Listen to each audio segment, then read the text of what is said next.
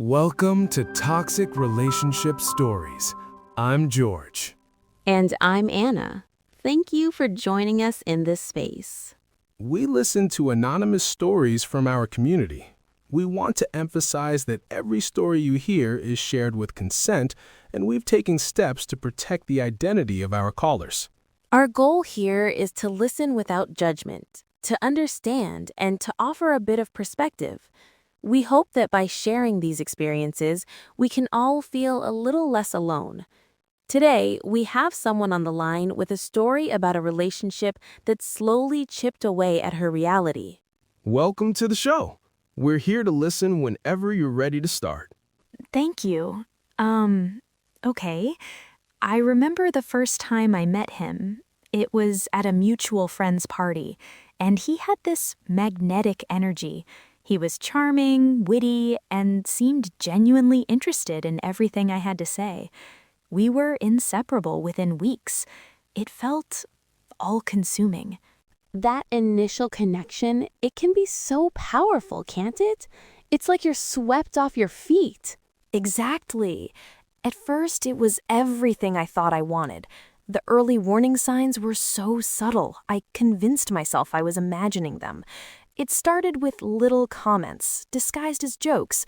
"Are you sure you want to wear that? It's a bit bold," or "You're so sensitive sometimes." I just laughed it off, but over time, they became more pointed. "You're overreacting," he'd say, or "You're being dramatic." Slowly, I started doubting myself. Maybe I was too sensitive. And when he made those comments, disguised as jokes, did a part of you feel that something was off, even if you couldn't name it? Yeah, it was like a tiny alarm bell, but I ignored it. The first time I realized something was really wrong, we were arguing about something trivial. When I tried to explain my side, he just cut me off. He said, "You're not even making sense. Are you sure you're remembering this correctly?" Wow. I paused, totally thrown. Was I misremembering? Everything felt fuzzy. He just sighed and said, "It's okay, babe, you're just stressed." And the argument was over. Not resolved, just over because I was too confused to continue.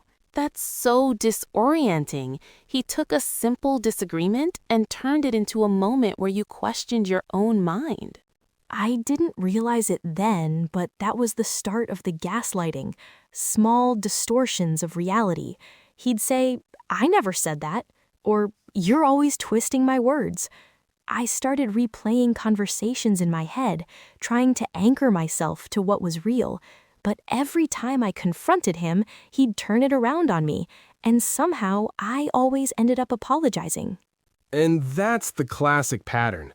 It's not just about lying, it's about making you believe you are the problem, that your perception is flawed. My emotional dependence on him just grew as my self-esteem dwindled. I craved his approval. He'd say, "You know I love you, I just want you to be the best version of yourself." And I believed him, because if he loved me, then I must be the problem, right? That's such a painful place to be, believing that the person hurting you is also the only one who can make you feel better. Yeah, it escalated. "You're lucky I put up with you," he'd say. I started pulling away from friends and family because I didn't want them to question the relationship. I didn't want to face that something was deeply wrong. So you were isolating yourself, which is exactly what a manipulator wants. It cuts off your support system, your reality checks. The breaking point came when I suggested visiting my parents. He just shook his head and said, "We talked about this last week. You said you didn't want to see them." And I had no memory of that conversation. I felt this panic. Was I losing my grip? I just said, "Fine, maybe I did forget." But deep down, a voice whispered that I hadn't. That little voice. It's so important to listen to that voice, even when it's just a whisper. One evening, we were cooking, and I suggested adding garlic. He just said, matter-of-factly, "You hate garlic." I was so confused. I don't think I hate garlic, but he was so sure. He smiled and said, "It's okay. I'll remember for the both of us." Wow, that's so specific and so insidious, erasing something as simple and personal as your own taste. That was when something shifted. I knew I didn't hate garlic. I started to see all the other little inconsistencies.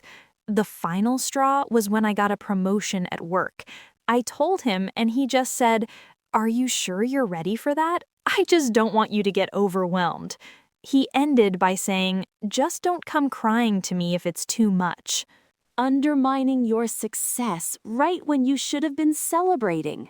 That night, I realized he wasn't being honest or protective. He was deliberately undermining me. And I finally knew it wasn't me. It had never been me. The next morning, I packed a bag and I left. I didn't leave a note, I just left. I'm rebuilding now, reconnecting with people, and I'm starting to trust myself again. The scars are there, but for the first time in a long time, I feel like myself, and that's enough. Thank you. Thank you so much for sharing that with us.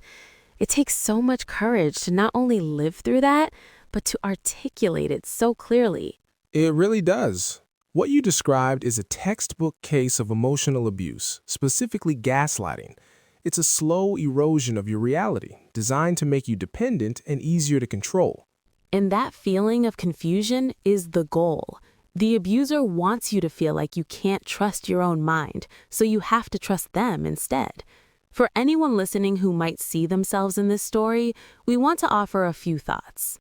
First, trust that little voice, the one you mentioned that whispered something wasn't right. That's your intuition. Start a private journal, even just notes on your phone to log conversations and events. It's not about being paranoid, it's about creating an objective record to check against when you start to doubt yourself. That's a great practical step.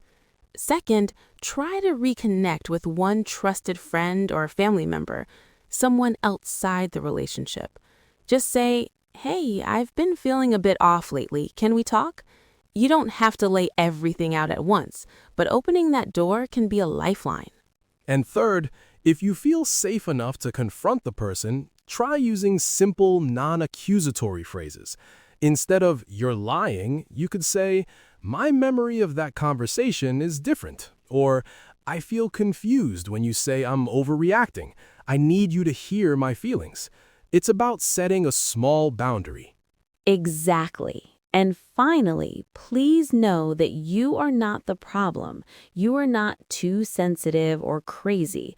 You are a person being systematically manipulated. The goal is to rebuild your self-trust, piece by piece, just like our caller is doing. Thank you again to our caller, and thank you to everyone for listening. Your stories matter. If this episode resonated with you, please consider liking, subscribing, and sharing it. We'd love to hear your thoughts in the comments below. Let's continue the conversation with kindness and support for each other. And if you have a story you'd like to share anonymously on the show, there's a link to our submission form in the comments section below. Take care of yourselves, and we'll see you next time.